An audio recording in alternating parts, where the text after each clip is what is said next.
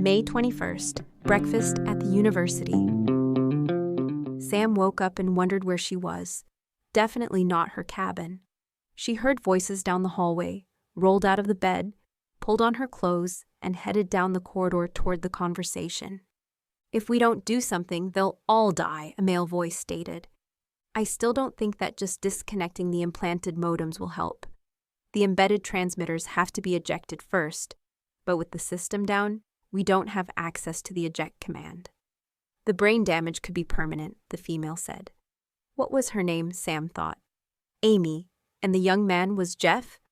Sam turned the corner and entered the small room where they had all ended yesterday's nightmare. "Hello," Sam mumbled. "Do I smell coffee?" The young woman, Amy, stood up, poured a cup of coffee, and handed it to Sam. The rest of the group went up to the food court to feed those kids. "Carl asked us to wait for you. Something about wanting to go pick up some horses and get some supplies for that group. We were about to wake you up. We have to get moving." Sam muttered. "Thanks." "So everyone is at the food court? How long have they been gone?" "About an hour," Geoff grumbled. "They should be coming back pretty soon. Helen brought some milk and cereal over here for all of us. I'd eat while you have time. Those kids are going to keep all of you busy." "Did I hear you correctly? You want to unplug some of the jocks from the net?" Sam asked around a mouthful of her breakfast. "Yes, well, it's a little more complicated than just unplugging them," Geoff smirked. "The brain is a very complicated organ, and the wiring is embedded within areas that control the basic operating life functions." Geoff's tone dripped with condescension. Sam nodded. "Considering the implant links the occipital lobes. The dorsolateral prefrontal circuit with temporal lobe and parietal lobe functions. Yeah, it's not quite that simple. When you start to play around with untangling the circuitry from the highest functioning neuron connections, linking our major brain function control centers, you definitely risk permanent damage or death of the subject." Sam finished flatly.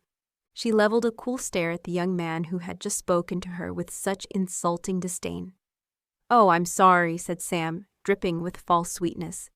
"Were my words too big for you this early in the morning?" Geoff looked away with a scowl. "Oh, I don't think we were properly introduced last night. I'm Sam, Dr. Samantha Jorgensen, Ph.D. in biology, specializing in animal behavior and cognitive development." Sam grabbed her old beat-up hat, slapped it against her leg to knock off some dust, turned her back on the young man, and, without a backward glance, walked out the door. With her coffee in one hand and a piece of toast in the other, she headed for the student union to find Carl and the rest of the group. She loathed the pretentious little twits that ran around campus treating everyone else like cockroaches because they were in a higher class, or were a year ahead of someone, or just because they thought they were smarter than someone else, or because they wore the latest expensive fashions. Sam had purposely dressed down as casual and comfortable as she liked just to separate herself from the little pea-brains. That kind always had some petty need to prove that they were better than someone, anyone, just to stroke their tiny little egos. That was one of the main reasons Sam stayed in her cabin as far up on the mountain, away from people, as she could get. She frowned. "I don't need any of this ego shit."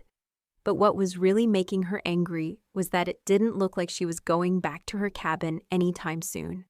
Carl and Nancy needed her here, and she was going to have to stay and deal with little Jeffrey. Amy didn't seem too bad, but Geoff, she smirked. "I'll take him down a peg or two, and with pleasure." Sam met up with the main group of survivors outside the union building. The 4 adults were discussing what to do with the children for the day.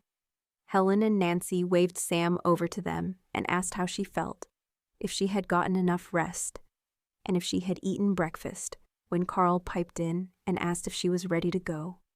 Sam blinked from the rapid-fire questions about her sleep, breakfast, and well-being, and then looked at Carl. "Go where?" she asked. "To get our horses and go shopping." Carl smiled and held up the shopping list Helen had written out. "Oh yeah, I guess I'm not completely awake yet." "How are we going to do that?" she asked. "Come on, you can wake up on the way." Carl shook his head and motioned for Sam to follow. They said goodbye to the group as they headed for the barn. Carl had already planned the trip and had a livestock trailer hitched up to the bus in preparation. Visit tohumbert.com to read or listen online. Head to youtube.com/@TaurieHumbert for the latest audiobook chapters. And for those who can't wait for the full story to drop online, grab your paperback or ebook copy of Brain Freeze today on Amazon.